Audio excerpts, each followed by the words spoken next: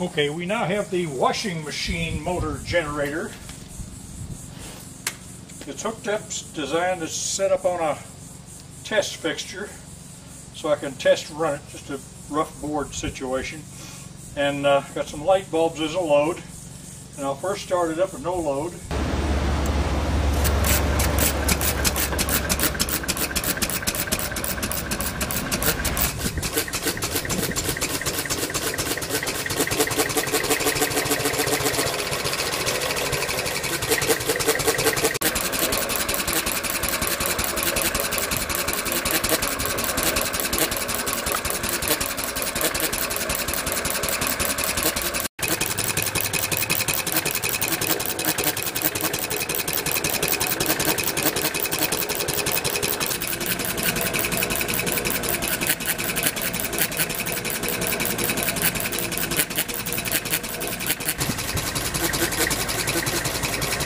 Okay, I'll first load it up with a single light bulb, which is about 2 amps. Then 2 light bulbs, which is about 4 amps.